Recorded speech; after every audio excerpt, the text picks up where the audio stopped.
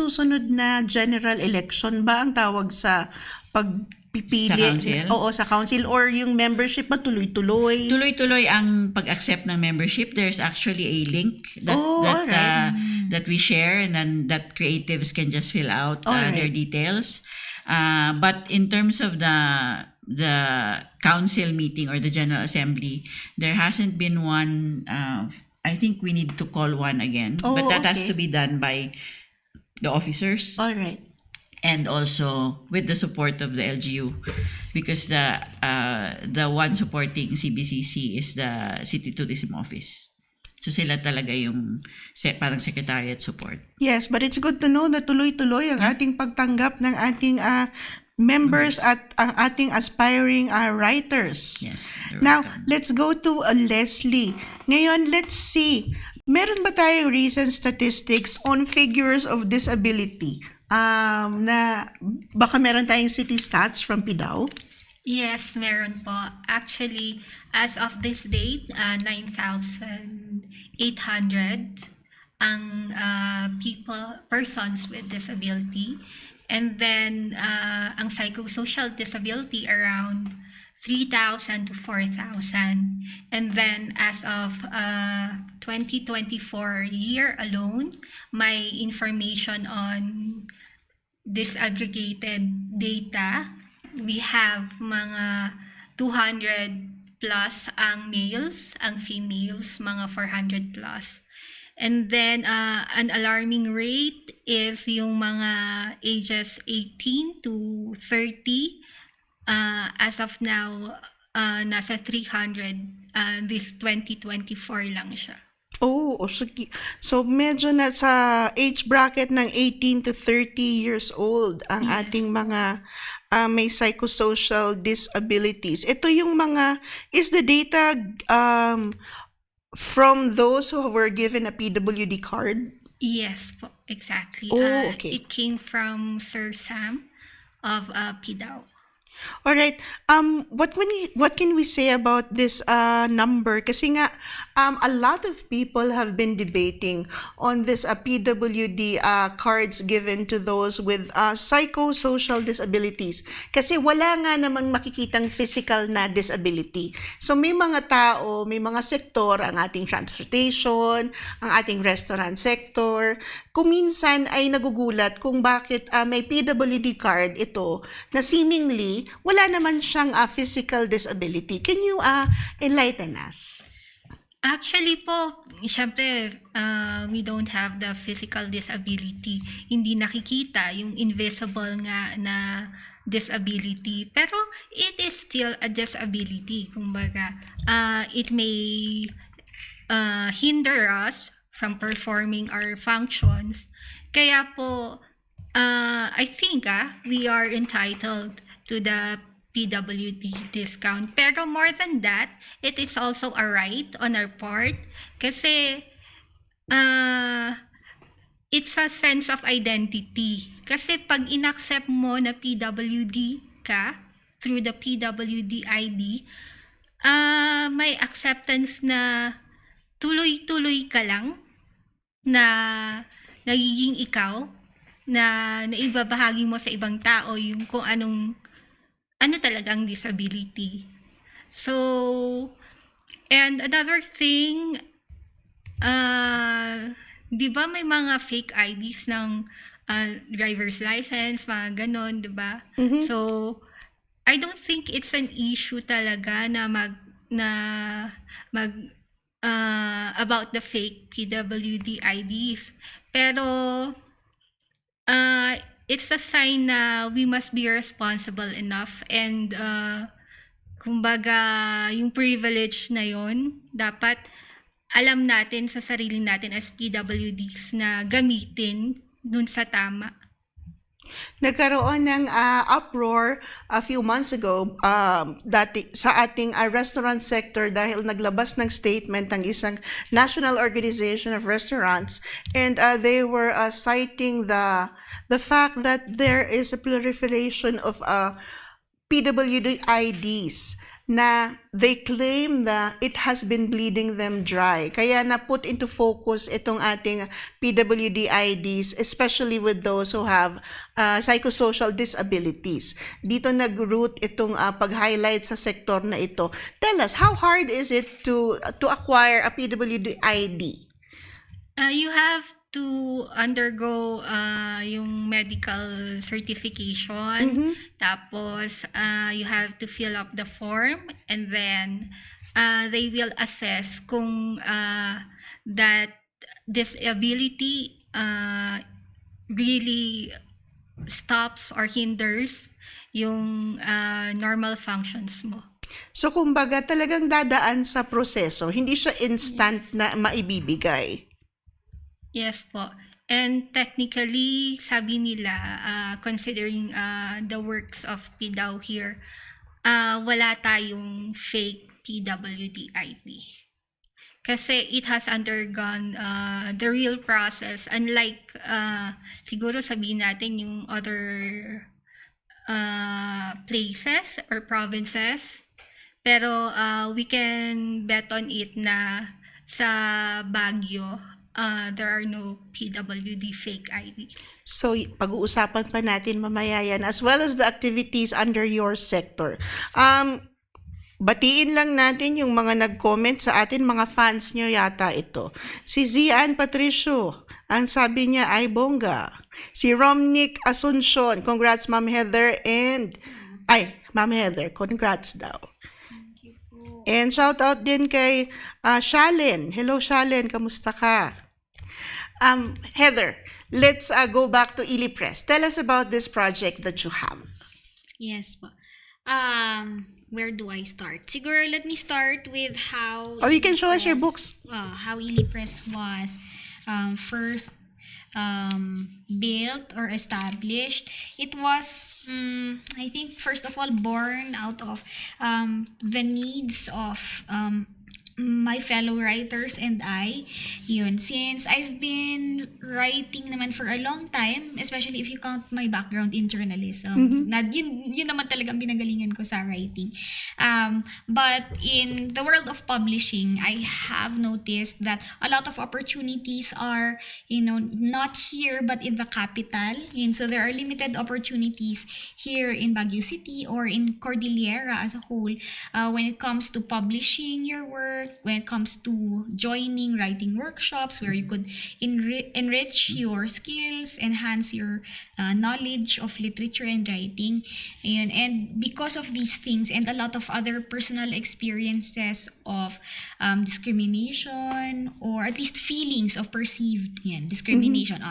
Para safe tayo dun Sa perceived discrimination. Very perceived discrimination. Napaka-safe ni Heather talaga. Regional Natatawa si writers, Miss Lizelle, diba? Kasi, I've been in that position. Sige, ako na lang. So, I won't generalize. So, I've been in the position na ako yung nag-iisang Cordilleran writer in the room, and I've been asked why my characters are not named a certain way. Ayan, bakit daw yung pangalan ng mga character ko hindi tunog igurot, and bakit daw yung setting ng kwento ko ay nasa Baguio City Talagang at naitanong hindi sa'yo sa, to? hindi sa bundok, mga ganun. So, may mga ganun pong experiences very recently sa aking buhay na na-realize ko na importante pala na magkaroon ng editors na galing Cordillera. Naiintindihan tayo, naiintindihan ng ating history, kultura, mga pangalan, and yun, our systems of knowledge and our way of life. So that is why now we built IliPress. So IliPress is also volunteer run, and I'm very happy that my friends did not turn down my idea even if we had zero budget, and essentially Ito na ang heart not a of very, volunteers ano, ulit, Miss Lizelle.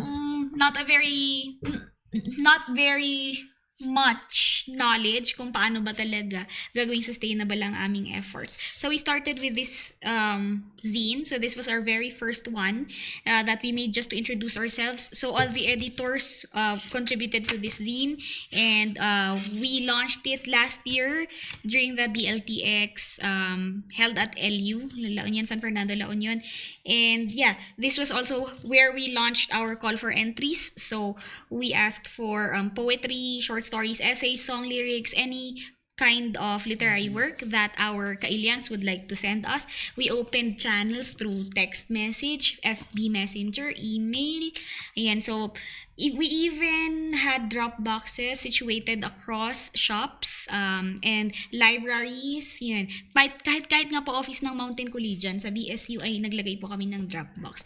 Just to make sure na makakakuha po kami ng entries from all kinds of people and from not just from Baguio City but in La Trinidad. And in the future, we'd like to continue these efforts and to open doors for Cordilleran writers of all backgrounds, but especially from those who have never been published and who consider themselves beginning writers.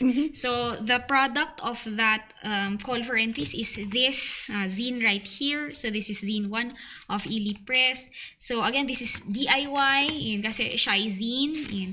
And the contents are from various authors. How many authors do we have in the first zine? Around 30 authors po. So this is the first product of zine. the drop boxes, the Yes. emails. Mhm. So ilan lahat yung nag-contribute? I mean, Nag-send ng entries. nag-send ng entries. 120 entries ang natanggap namin. Tapos you shortlisted, syempre. Yes po. In the end, we published 40, 40. 45 maybe. That's a good 40 number. entries.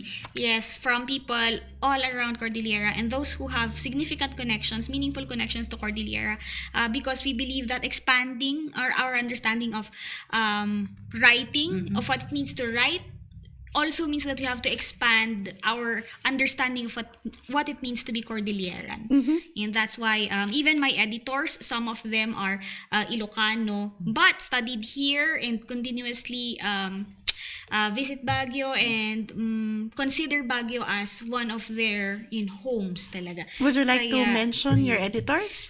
Sige po, sige. For my, for Zine 1, the editors are Denise Manzano, Risha Ordas, Mer Kalin Garnet Saki, Jordan Habiling, Abidango, Richard Guille, and we were supported by our photographer, managing editor, and social media manager, Ralph Doliaga, Laika Orfiano, and Patrick Aurelius. So Is kami this po ang Jordan editors. Habiling from our Baguio City Hall? Yes po. So, Oh, shout out kay Sir Jordan. Baka naman pwedeng Oo nga. mag-guest ka one time. Yes po. Kami po ang Ili Press. So that's and- Zine 1. Magkakaroon po kami ng call for entries for Zine 2 in a couple of months. So, hopefully just after the elections. What year was this published? Last year, This was just 2024. released in August of 2024. So Zine 2 is coming this first quarter or second quarter? we are yet to call for new entries. So, I think baka June, siguro end of the year ang aming second zine. So Ili Press will continue to publish zines. Yes, as of now, that is the plan since it's accessible, it's easy to produce, and Okay, yun, let's it's make easy to give the away as definition. well. What is a zine? Okay, so a zine po traditionally is produced by photocopying. So you print one copy like this. O yan, ipiprint mo lang yan, i-staple mo lang yan, gaya ng pinapakita ko sa inyo kanina. Kaya naka-stapler sinabi mong lang yan. DIY. Opo. Tapos, ipapa-xerox mo ito. Ayan. Tapos, yun talaga traditionally ang zine. Although, marami naman pong possible variations ang zine. Pwede kang mag-handmade zines, tapos limited copies lang. Pwede kang maging mas artistic sa presentation. Merong mga zines na maliliit lang, na fino-fold, mga ganyan. So, zines by nature are easy to produce, easy to carry, maliit lang ang zine. Because zines also have this spirit of independence from mainstream publishing. The topics that you can cover in a zine, you're much freer because you're not under a certain publisher or some publishing standards, commercial values, kumbaga. Dito, hindi pagpapayaman or pagbebenta ng pinaka-profitable na idea ang pinaglalaban, kundi yung freedom lang ng bawat manunulat to be able to put their works out and inspire, connect to more people. So that is what we would like to do with Ili Press. We would like to continue empowering writers in the future. We've also had initiatives like public writing workshops. So sa Burnham Park po at sa Igorot Park, nakapag-try na po kami ng public writing workshops na libre sa lahat. So ang kailangan lang gawin ng mga tao ay lumapit doon sa aming maliit na table. When did you conduct this? Hindi. 4 times na kami nakapag-writing workshop, pero yung 2 times meron kaming ka-partner kasi na cafe somewhere in Ligarda. But the other 2 times, I think the second one was in March of last year, so a year ago na. And the other one was a few months earlier than that, siguro January or February. So medyo magkasunod lang. Tapos, pati yung entries na nakuha namin from the mini writing workshop, ay kinonsider din namin for the zine, and meron kaming na-publish na isa actually from one of our lolas in Igorot Park, nga Agururay. Diba, nilapitan namin sila, naghihintay lang sila doon sa gilid, tapos walang kamalay-malay, nilapitan namin, and thankfully nag-contribute naman sila, nag-agree sila to sit with us and write, and yung napasulat naging natin resulta ang po mga ay, lola. yes, itong ang title ay Mailiwakan Hermito. Ayan, so tungkol sa kanyang namayapang husband. Gusto mong basahin? Sige po. Maiksi lang ba? Maikli lang. Yan Sige, lang siya. sige. Go ahead. Sige. So, ito po ay sulat ni Lola Doris na nakilala namin sa Igorot Garden. This piece is a response to a poetry prompt originally written by Joseph Fasano and translated by yours truly into Ilocano. Okay. Mailiwak kan hermito. Mailiwak iti sangaw mo akas lasabong tiagsapa. Mailiwak ti boses mo nga kaslag kan kanta iti panaglagip. Mailiwak iti imam no apaprusan nak. Ngam amok nga ti agbyag ket naragsak. Ket kayat ko nga agbyag. Kayat ko nga aywanan. Ket sikala kayat ko nga agpariknaka. Isu nga apan kandita lugar ni Apo Diyos. Yan. So yun lang po ang mailiwak Si kami Lola ng- na nag-aantay lang na kinausap ninyo. Yes po. Pero napakalalim ng kanyang sinulat.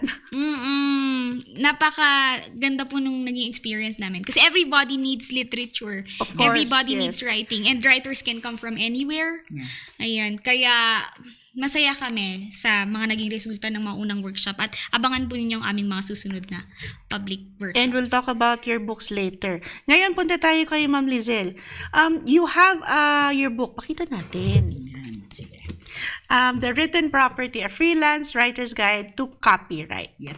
So, ito ay libro as compared to the zine. So, Published talaga siya. kwento natin yung kung paano mo naisip na isulat ito and why is it important? Okay. So, I am a co-author. So, I am just one of the many authors. Yes. I wrote one chapter. Sa compilation actually. Compilation siya. It's a book that was written by members of the Freelance Writers Guild of the Philippines.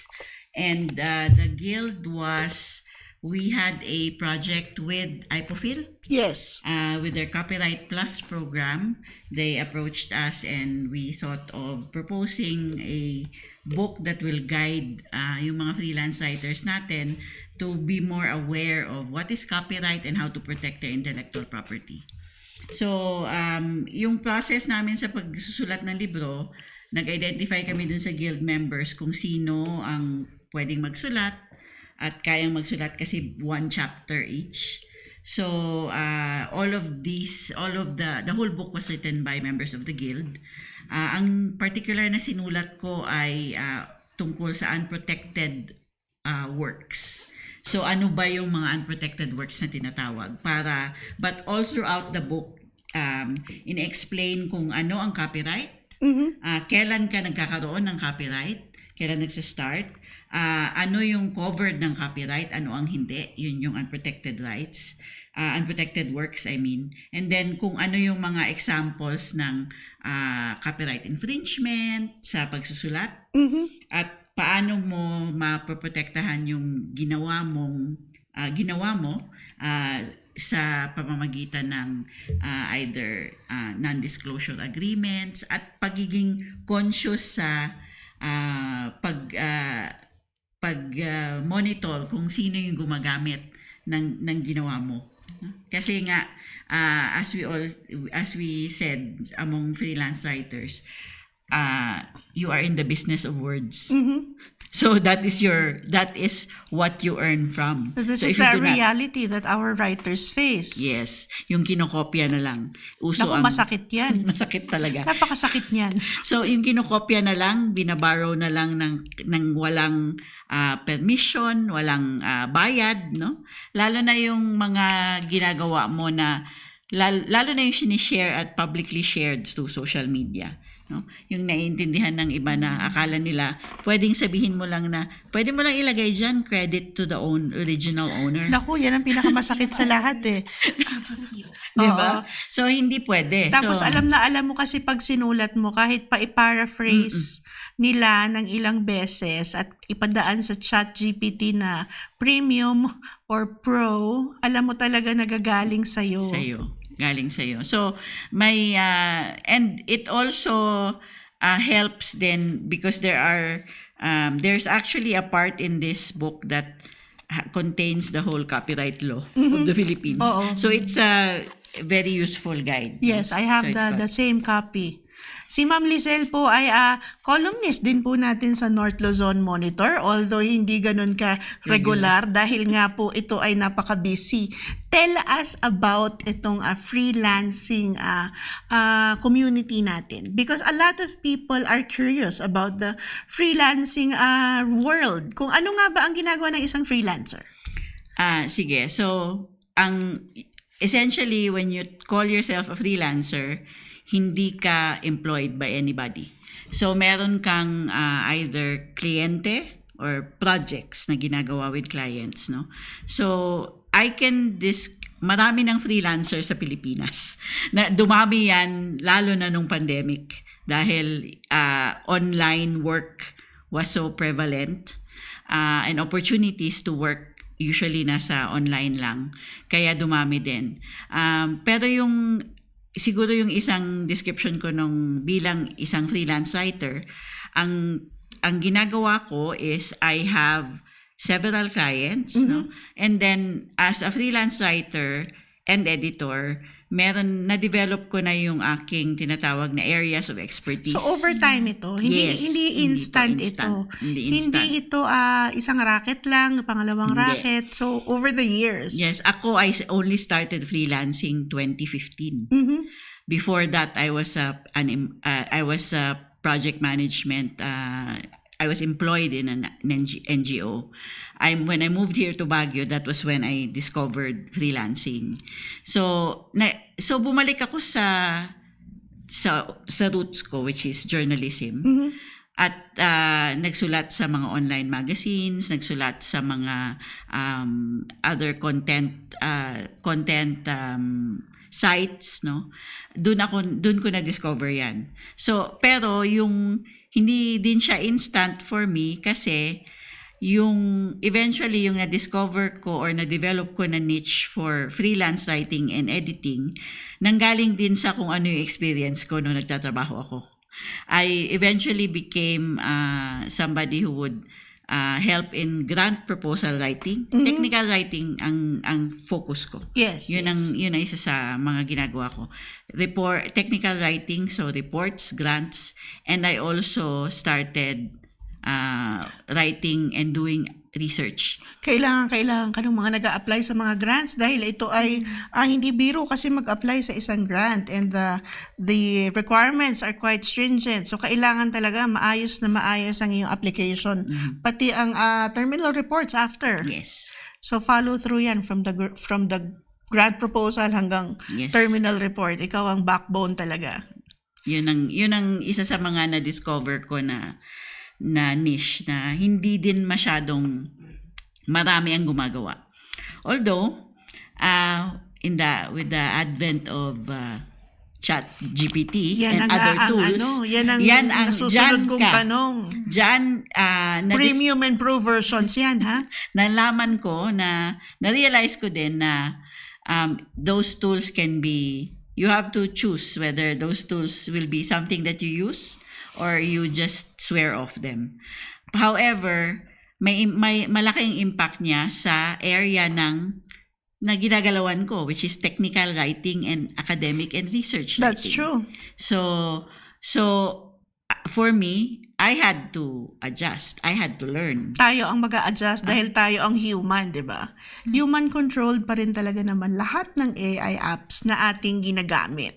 A word of caution dun sa mga nagsusubscribe talaga, yung mga tinatawag nating die-hard ChatGPT experts na. Yung isa is, you have to learn to use it. Mhm. And by learning to use it, that is the only time you can decide whether it's something for you or whether it's useful for you or not. So ako, I'm a ChatGPT user. Mhm. I admit that. So we are they going out of our ChatGPT closets and admitting that we use AI. There's actually no shame in using AI because these are made to be assistive. Ang problema lang dito, some people rely on AI. Too Doon lang heavily. doon Yes. lang nasisira itong assistive use ng ating AI because it's supposed to make your life easier. Kung alam mo ngang gamitin. So it's the prompt engineering ika nga. Kung paano mo siya isi-steer to the direction na matulungan ka, hindi ka pagmukaing mas hindi aral magsulat. Dahil na-obvious kasi, di ba? So there are obvious telltale signs na, ay, chinat GPT lang yan. May formula kasi talaga. Oo. Kasi robot yun eh. Mm-mm. So you have to learn to prompt it properly and use it properly kasi it's not good practice to just take whatever it generates and use that as is. Kung ikaw ay manunulat, alam mo kung ginamit o hindi. Oo. Napakaganda ng ngiti ni Ate Lizelle. Kasi nga, ako, because they always ask me na gumagamit ka ba? Sabi ko, of course I use it. Mhm. But in the end, I will always be the one with the last say. Of With course. whatever it is I will publish and what I will share with the client or whatever I will share online. You actually edit it again to make it the right theme and the right voice. Yes. Ngayon punta tayo kay Leslie. Ano ba ang mga activities under your sector? Tell us about upcoming activities or activities that you're busy with in your advocacies. As of now, we have a writing workshop with Frances. Medyo a non-fiction writing workshop. It's going to be a paid workshop. Other than that, I've been constantly in communication with PIDAO nga on disability. Maraming programa for disabilities, not only for psychosocial disability. We have upcoming plans like the cooperative for all kinds of disabilities. And then recently my livelihood center na project for all disabilities then. And then once in a while maraming mga workshops and seminars to empower persons with disabilities. Kasi empowering, next step na yun empowering na yung mga persons with disabilities. Hindi na lang sila yung katulad nun na humihingi ng ayuda, yung nag-e-expect ng hand-me-downs from other people. Pero ngayon, it's empowering everyone to continuously contribute and help sa society and other remaining communities. All right, you mentioned writing workshops for nonfiction. Kailan ito? It will start on May 10. Webinar series siya with Frances nga, sabi ko. She's also an author na on local language. And then I'll be facilitating it. Siya yung magsi-speaker. When is this? This is on May 10. What time? 2 p.m. 2 p.m. to 6 p.m. So it's just one session. There will be a continuing session for that. Pero yung first stop po kasi it's going to be getting a feel of the participants po So, or having the right audience para ma-continue po yung other series. All right, I'll give you the floor now to invite our viewers for this creative writing seminar slated on May 10. Yes po, we would like to invite everyone to participate and join us sa creative writing workshop. Usually non-fiction po. Non-fiction is a creative writing na effort with Frances. So, we hope to see you po on May 10, 2 to 6 p.m. Webinar. Online po to, ha? Mhm. So, And the links can be seen where? you can check the page of Odchayak Pekli or Frances. And then my page 2, Leslie Dulfo. The links will be sent there, and any information na needed po ninyo, we will assist you. All right, thank you, Leslie. Let's get back to Heather. Show us your book. Ito yung gawa mo. Ito yung colored, no? Ito yung dalawang pinaka-recent kong libro. So, ito yung nauna sa dalawa. So this is my first poetry chapbook, and this is self-published. This collection was released just last year around September. Yes, end of September. And this contains my poetry. Some of it is written in Ilocano. One is written in Kankanaay. Most is written in English. And so, tungkol po ito sa experiences ko bilang babae, bilang IP, dahil ako ay Kankanaay Ibaloy.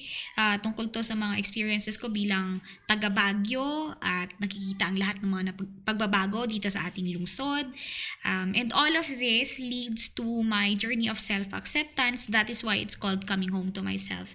Because it is how I managed to navigate through grief, especially because most of the poems here, if you read them, you will notice they're dedicated to the memory of my late mom, and tungkol sa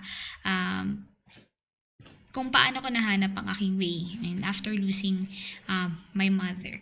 So, ayan po ang Coming Home to Myself. I'm very proud of this little book. And so, if you'd like to get a copy, it's available at Mount Cloud. And otherwise, you can PM me and send me a message sa aking Facebook account. So, my name is Heather Ann Pulido. And yeah, I'll see your message and I can arrange for how to get the book to you. Yan. I have another book, this time for kids. Yan. So, my publishing career started off with children's literature, and this is my third children's book. Compared to my first two books, this one is a collaboration with an NGO called Partners for Indigenous Knowledge Philippines.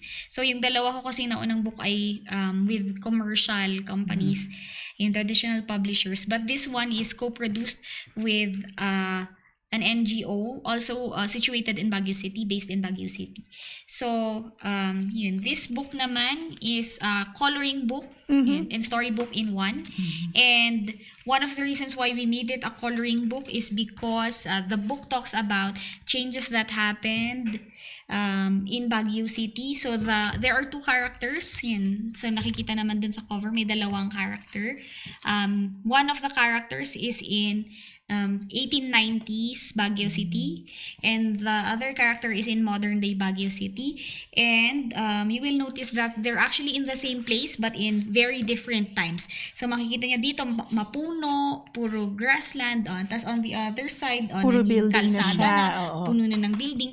May mga familiar places dito na sa palagay ko matutuwa yung mga bata kapag nakita nila. And it's also to encourage, for example, this one. So dating balay ng mga Baknang, balay ti Baknang, balay da Carino.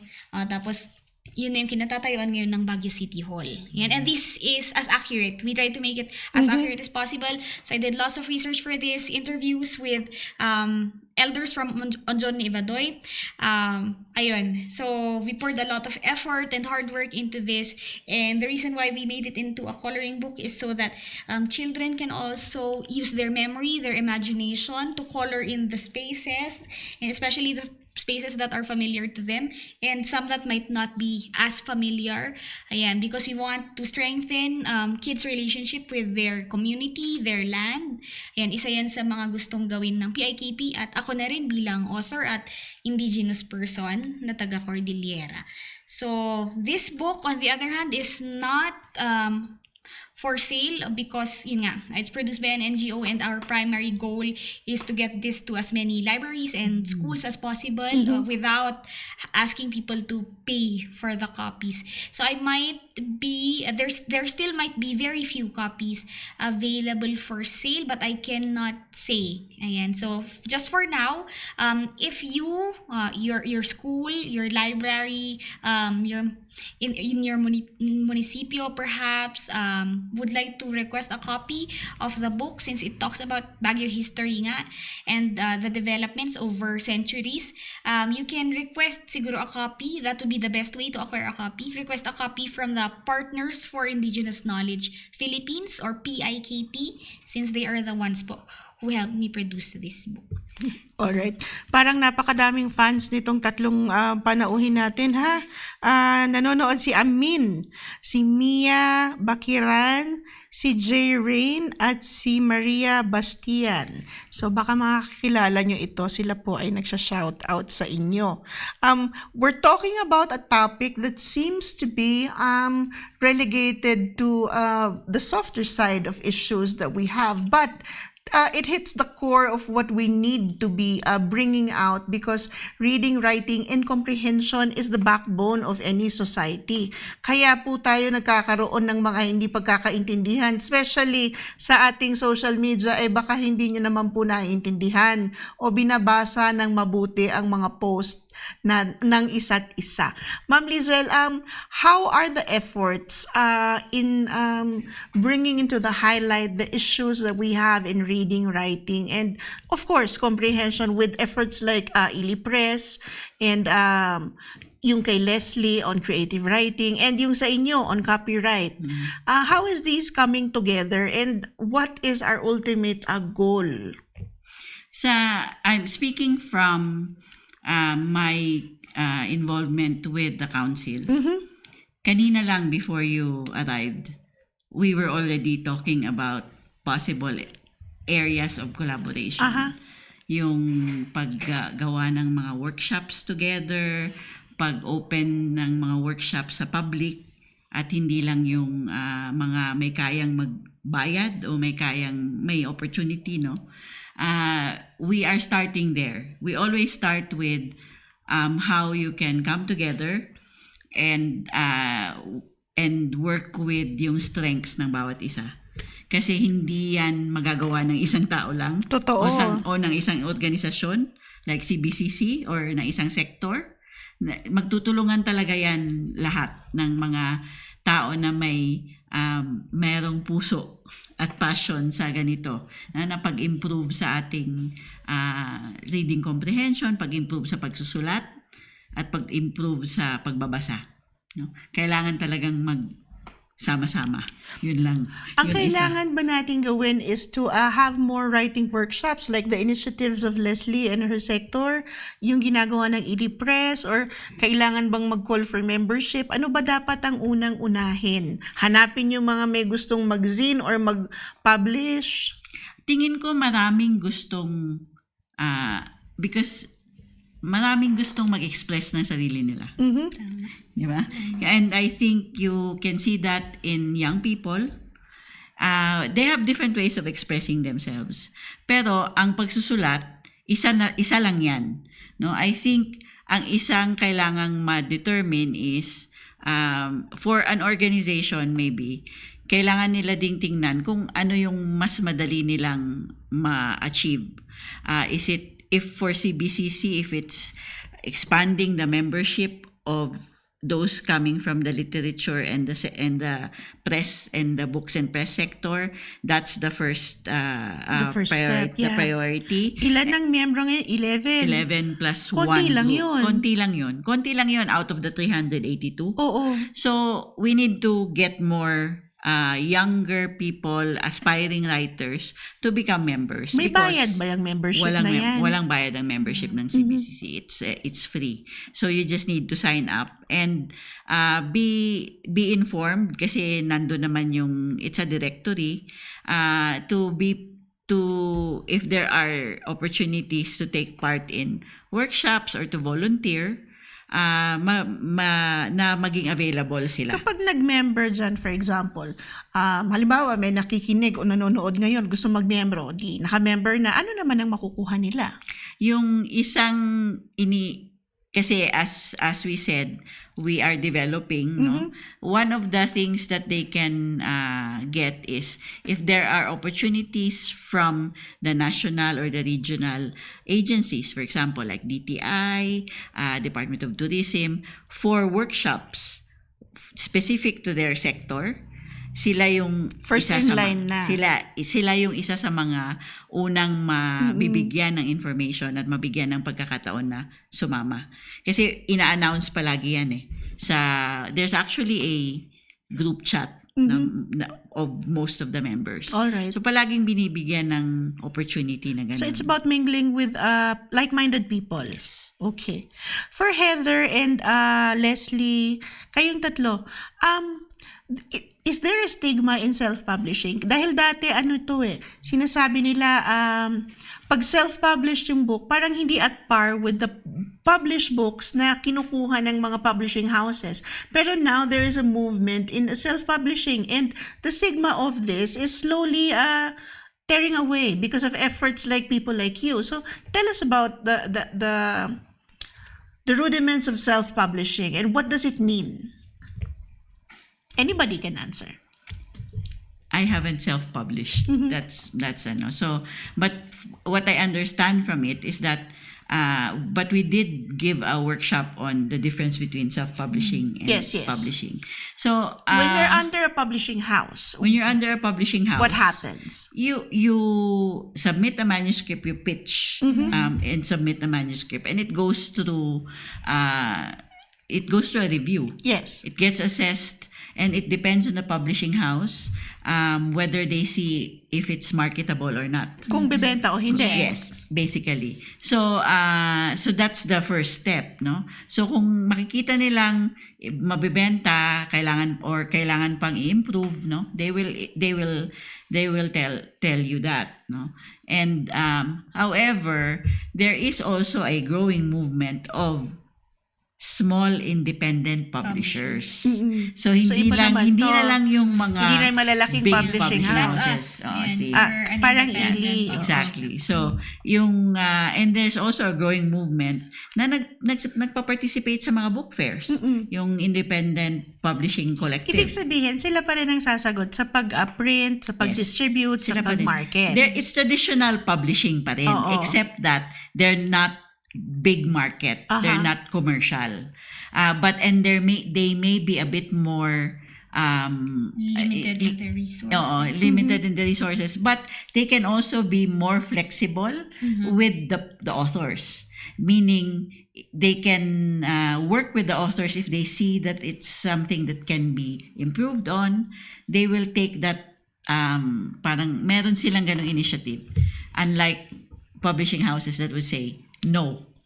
Diba? So it's a good thing that we It is have a good small thing. independent Yeah. publishing It's houses. a good thing. It's a very good thing. So there are, and it's a growing number. And they also are quite a few. Most of them are actually passionate about promoting the love for reading and writing. That is why. So ito pa rin ang backbone nito. No, that Ganun is pa what- rin. Yes. So sa Ili Press, ito ang inyong, of course, the bigger goal. Pero how hard is it to start this movement? Especially for us here. Wala nga tayo sa sentro. Yes, it's challenging. Actually, nung una ko siyang kinoconceptualize, talagang iniisip ko kung ready na ba ako. Parang ganun, do I know enough? Do I have enough resources? But one of my friends said, if we wait until we're 100% ready, it will never happen. We'll never be ready. Yes po. You take Kaya the plunge we na took a lang. leap of faith, a Naku. big leap of faith. And I had to just contact my friends, and luckily, they did not say no, even if it was, admittedly, an outrageous, di ba, idea. So they took that leap of faith with me, and that's how we started Ili Press. We wanted to be, not just, we also started with values kasi Ano ba yung similar values namin? We want to, So, ang Ili democratize Press writing, published this. How many Cordillera. copies did you publish? I think for the first zine, we had 100 copies, pero mostly distributed to our partners because we had donations and support from various organizations and even businesses, small businesses, local businesses around Baguio City and La Trinidad. So we distributed to them first and foremost, and then to our authors na nasa mga 30. Siyempre, oo. Yung mga And nagbigay, then, nag-contribute. Yes po, and some libraries. Nabigyan ba si Lola? Ayan. Si Lola, yun ang aming naging problema. Hindi niyo na siya siya mahanap. makontak, yung binigay niyang number sa amin. So actually, Lola Hinahanap pa Doris. natin si Lola. Hinahanap pa rin po namin Magandang si Lola sequel Doris. ito dun sa Opo, ginawa sana ni Lola. nga, mahanap namin siya. So, bago Ili mag-zine. Press ang nag-ako ng pag-print, pag-staple, Yes. pagbuo nito, Mhm. pag-distribute, at ngayon, it's for sale, tama? Right now, no, it's not for sale because we want it to be accessible to everyone. Actually, you don't have to buy the physical zine because all our pieces are Are published online. on our Facebook page and on our website. So, yun, for maximum So, accessibility. paano kikita ang Ili Press? Ang Ili Press ay donation-based. Oo. At nagbebenta kami ng mga zines na gawa ng mga editor. Oo. Ayan. So, ito yung mga binibenta namin paggawa ng mga editor. Yung price range ng ganitong klase nga published material, magkano? This, I think, is 70 pesos. Yun, 70 or 60 pesos. So, dito Kasi naman ganito magkakaroon ng konting profit. Although, may konting-konting nga. profit. Talagang donation-based po. So, a lot of our kailians na nag-abroad, one of our editors kasi ay based in Canada. Oo. So, siya po yung isa sa mga nakahakot talaga ng maraming donations dahil maraming, the Cordilleran Diaspora is also responsible for the production of this book. Ayan, so mga kailian So, talagang na labor of abroad, love. yes. Ganito ba talaga ang Susupport po natin ang magfu-fuel sa ating publishing industry, especially sa local? Dahil nga wala nga tayo sa sentro. Kasi iba pag nandoon ka sa center point of activity, especially for us in the Cordilleras. Sabi nila, people come here to find their muse. May it be for visual, for written, for literature. So, dito makakahanap ng muse. Pero, paano mo isusustain yung ganitong industry, Ma'am Lizelle? Ang hirap, ano? Dito sa Baguio. Oo. Yung Ano bang tanong mo kailangan? Kailangan ba puntahan tayo ng mga publishing houses? Meron din, I think, having a local publishing group like Ili Oo, Press and meron. more Mhm. like them, Will put us in the map. yeah, it will. We also are there's also moves to come here by big publishing houses and get pitches, etc. Pero hindi ganun kadalas yun. Pero meron Oo, pa once in rin. a blue moon. Pero I think having Yes. Nagiging local, novelty item kasi si Ayun. Baguio eh. Pupunta sila dito para ma-inspire. Pero yung aalis industriya din. natin, Mm. wala pa ring masyadong traction. Mount Cloud, I think, Yes. has embarked on its first First publishing venture. Oo, I'm not sure kung anong updates dito. Baka pwede nating tawagin si Padma sometime soon para malaman natin. Pero yun ang kanilang in-announce on their recent Yes. anniversary. Narinig ko din So, yun. merong konting good Anthology, news. Oo, yes. may anthology. Hindi nga lang ako nakabigay dun sa deadline. Sayang. Meron pa raw susunod sa Yan. Diyan tayo hahabol. Magabang tayo ng susunod na call for submissions.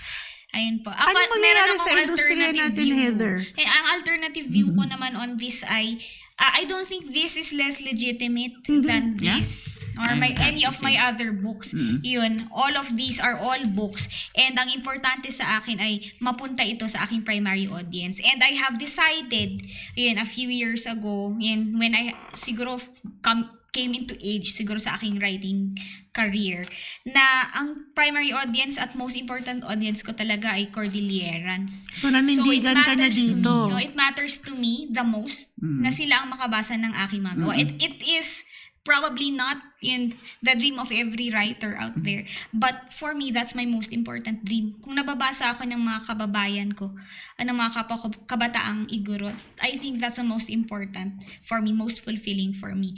I do not write these books for a Manila audience. Yun. And it matters less to me if it reaches them.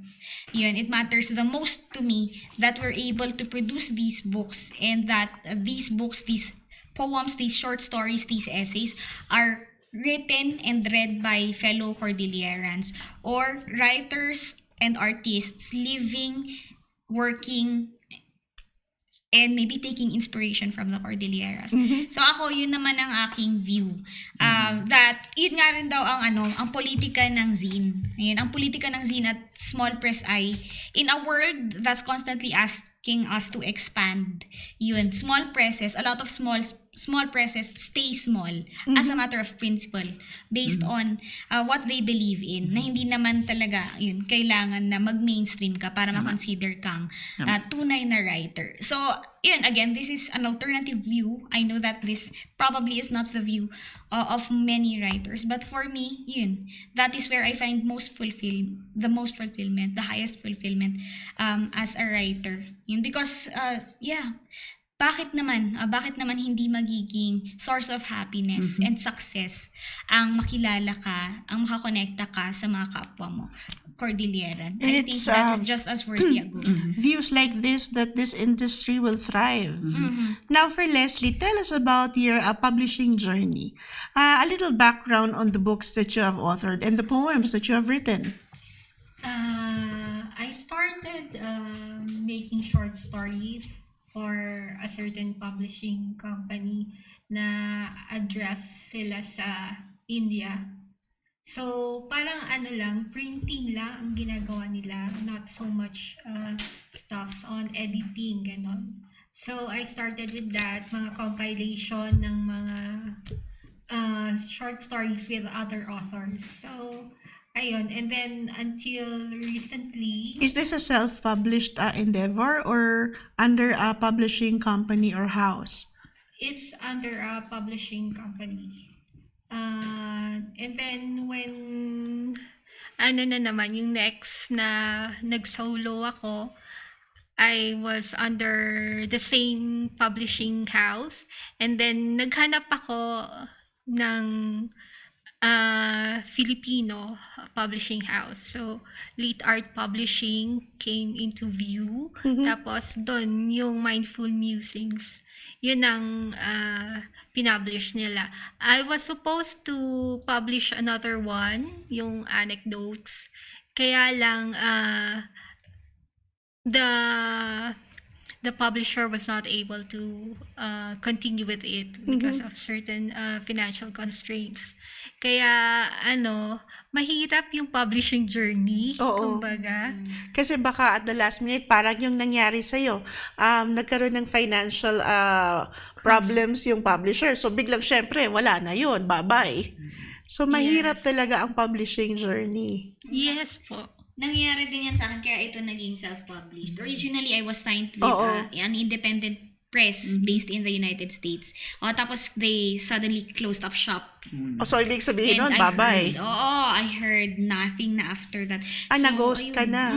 Na-ghost ako ng aking So, publisher nangyayari din. pala talaga yan, ano? Yes. So, kailangan lang ng it took me a long time to release it kasi dapat 2023 pa to. Oo. Tapos na-release lang siya ng 2024, late 2020. Kasi self-published na nga. So, self-published Ibig na. sabihin, gastos mo. Mm-mm. That's another way of saying it eh. Mas maganda lang pakinggan. Self-published Self-published na ka. siya. So, ibig sabihin, ginastos Gastos mo gastos ko to. Ikaw lahat. Oo, ikaw lahat. And mahirap yun. Mahirap. Hindi ganun kamura ang mag-publish. Yes, and even the marketing, yun, kagagaling ko lang po sa Sarili mo din Tabuk lang. actually. Oo. And kasi I have to do my own marketing. So I went to Tabuk with my friend All and around. fellow Ugbog writer, L.A. Piluden. Ayan. Oo nga, So, ang yun. Ubbog Writers. Shout out sa Ubbog at nakita natin ang journey ng Ubbog kung paano siya nag-umpisa hanggang ngayon. It has stayed strong, kumbaga. Ang dami na nating established Ubbog writers na professionals na ngayon. Napakarami. And hanggang ngayon, tinutulungan tayo ng Ubbog sa ating endeavors. Nakatulong nga ang Ubbog sa ating Baguio Correspondents and Broadcasters Club nung isang taon dahil nag-release tayo ng a series of writing workshops at si Heather ang isa sa mga tumayo at nagturo sa ating mga kabataan, ika nga. So, itong movement nating ito, it really transcends.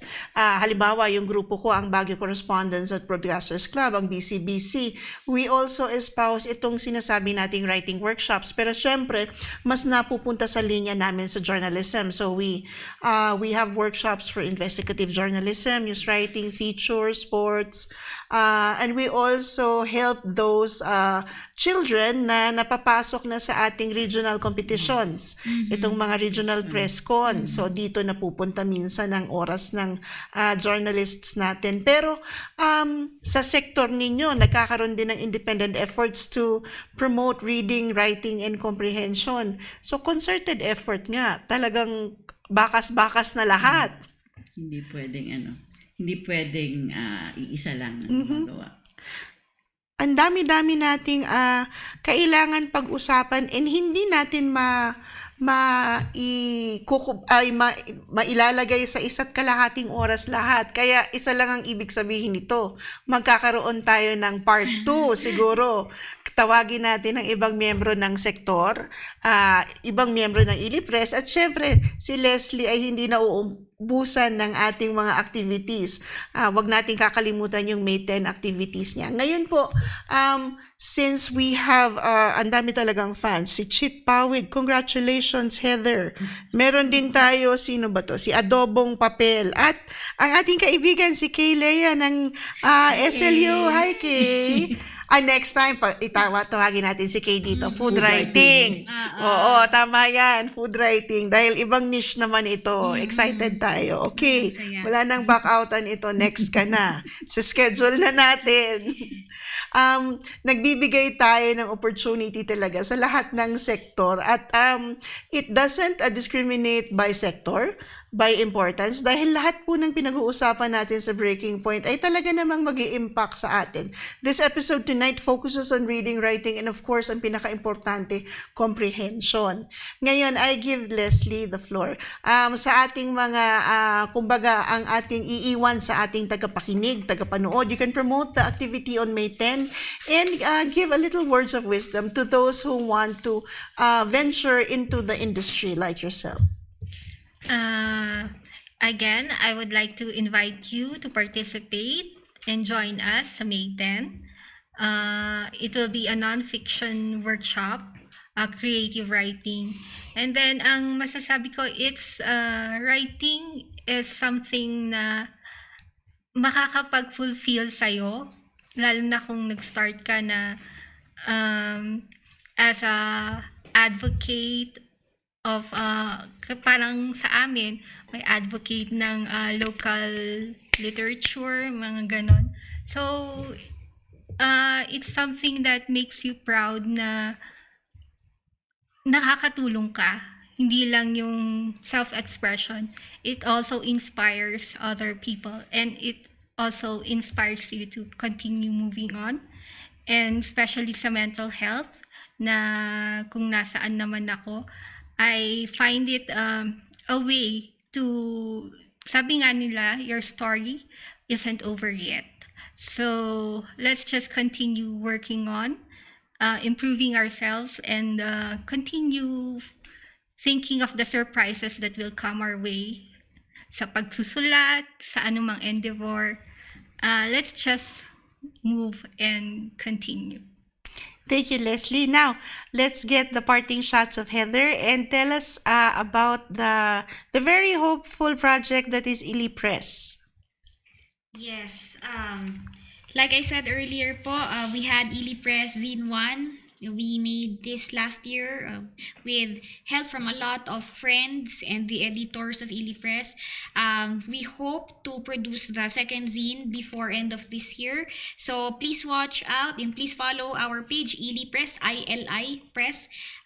We will be releasing a call for submissions maybe in June. Ayan. So kung gusto niyo pong mag-submit or sumama sa mga community writing activities namin, ang mga flash writing activities namin sa mga public places, you are very much welcome. Please bring your friends as well. Ayan, we envision a Cordillera that is enriched by the diversity of our stories. So, kung ang pagkakakilala sa atin sa labas ng Baguio at sa labas ng Cordillera ay limitado, malaki po ang contribution ng media sa kung bakit ganun yung pagtingin sa atin. Ayun. And if we are able to produce more stories, 100 stories, 1,000 stories, the different ways to be Cordilleran, the different hurts and joys of being an Igorot or living here in Baguio City. Ayan. Magkakaroon tayo ng richer understanding ng ating mga sarili at magkakaroon din ng ibang tao ng mas magandang pagkakakilanlan ng Cordillera. Ito po ang pangarap namin for Cordilleran literature. So we invite everyone, awan labas na, everyone to join us in writing the story of Cordillera. Thank you very much. Thank you, Heather. And of course, paborito ko to si Miss Lizelle. Tell us your parting shots. And of course, let's promote CBCC. Sige, so I would like to encourage aspiring writers here based in Baguio or in Benguet to join the CBCC members, no? So they can be part of the council, become members of the council, so that they can find out more about workshops, opportunities, and other ways to improve their craft or improve their writing. So, and apart from that, siguro yung question mo about how do we encourage people who want to write, regardless of age. Ako, ang palagi kong sinasabi, especially to my kids, no? My eldest wants to be a writer, not a surprise. I told her, you do not need to study writing, you do not need to take a course that is specific to writing. You need to write. You need to write and write as if there's no tomorrow. But of course, also have the community and the same people who can read what you're writing, share it with them so that you can also learn. Because the only way that you can learn to write is to actually write. So yun yung aking palaging sinasabi, and I think that applies to those who want to explore and to try writing as their form of expression. Thank you. Tonight, the Breaking Point features an age-old profession, and writing, reading, as well as comprehension does not discriminate by sector, by organization, and by age. So anybody who wants to write can be a writer, but you have to go to the innermost parts of your being and actually write. Tama yung sinabi ni Miss Lizelle, tama yung sinabi ni Heather, at tama yung sinabi ni Leslie. Writing fuels our future, but it also is an avenue to look at our past, our heritage, our culture, our art. Ang pagsusulat ay isang propesyon na hindi mawawala. Not in the advent of technology, not in the advent of AI apps, it is here to stay. And writers like our three guests is a testament that this profession will thrive and live on. And hopefully, their inspiration will inspire the next generation of writers. Ito po ang ating pangarap, hindi lang po sa Baguio, sa Cordillera, but sa buong Pilipinas. Everybody who wants to write, please go down and do it. Maraming salamat po, Malen Katahan, for the Breaking Point. Thank you. Thank you.